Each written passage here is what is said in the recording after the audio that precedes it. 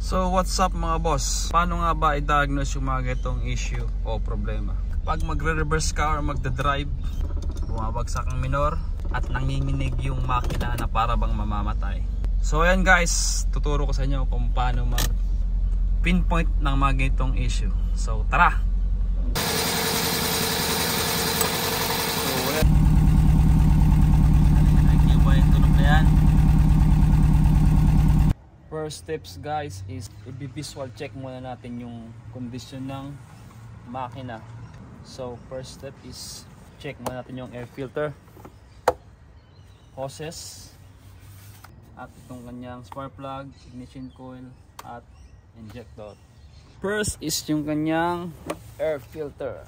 Check natin kung madumi o barado. Sa ganitong condition pwede pa naman. Hindi pa to magkukos ng ganong issue. Balik mo natin to. Yung hose nya, check natin kung may mga butas. Ayan, good lahat. So next steps guys is yung kanyang spark plug. Check natin yan bawat isa.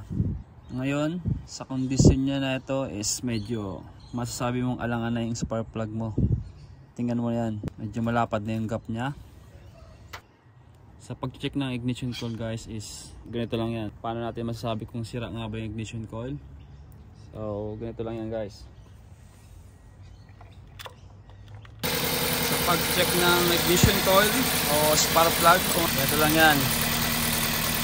Tanggalin natin yung socket isa-isa. Ayun, nagbago, namatay. Una guys, namatay. Check natin yung pangalawa. Ayun, namatay. Pangatlo, check natin kung manginginig. Ayun, nanginig. Yung pang-apat, nanginig. Yung pangalawa guys is hindi nanginig, namatay agad. Ayan, namatay agad, nanginig. Akalain mong goods yung ignition coil nya, pero hindi yan guys. Next step na check nyo guys is yung injector. Ayun, namalya. Ibig sabihin good yung injector. Balik natin. Nagbalik ng medyo normal. Pangalawa, walang reaction. Akalain nyo na injector yung problema nyan, pero hindi. Ayun, pangatlo, nagbago. Goods compare sa mga yan. Ito walang reaction. Akalain nyo injector, pero hindi yan injector guys. Ignition coil yan. Ayan, namatay lang siya pero di siya nanginig. So ayan guys, bumili ako ng bagong isang ignition coil para palitan natin tong number 2 na ignition coil. So kung wala pa kayong pyesa nito, pagsusapin muna natin yan para ma-verify nyo kung talagang magbabago tong number 2 at lilipat dito sa number 1. Check natin at iswap natin. 10mm socket lang, extension at ratchet. Ito lang gamit nyo guys.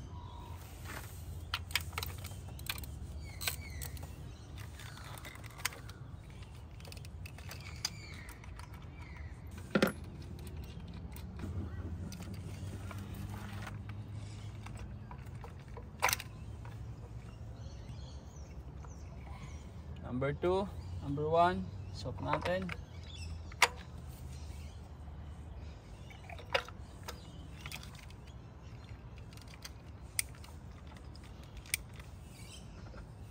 Ayan, lagyan lang natin ito.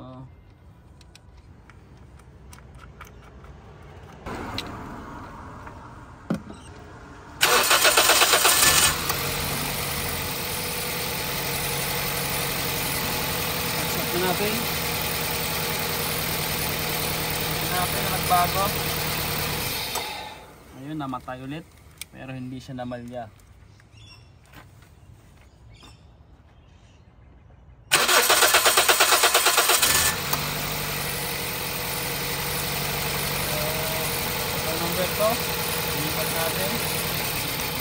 namamalya.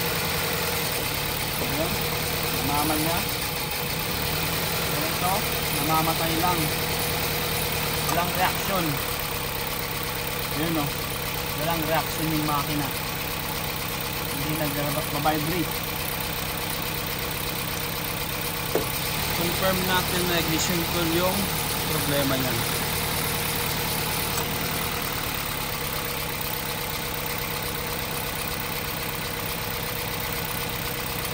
Ayan, walang reaction. So ngayon guys is papalitan natin ng ignition coil yung number 1 kasi nilipat na natin kanina. So tingnan natin kung magbabago.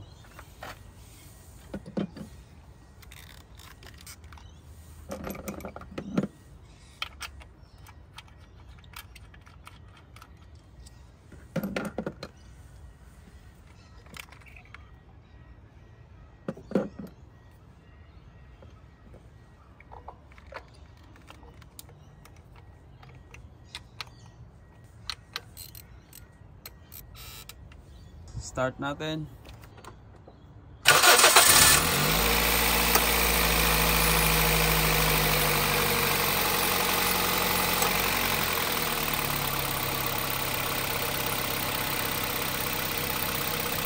Yun guys, kung mapapansin nyo is tumining na.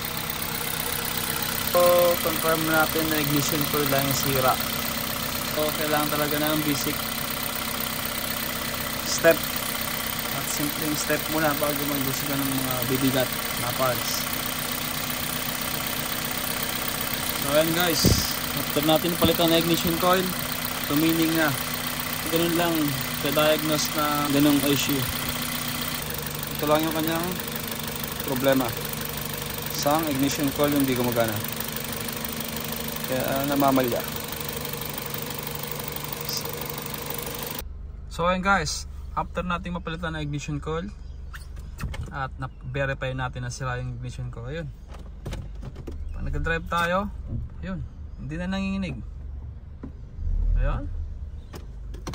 Reverse. Park. Ayun. Hindi siya nanginginig. So, solve na yung problema natin guys. So, yun lang mga boss. Hope you like it.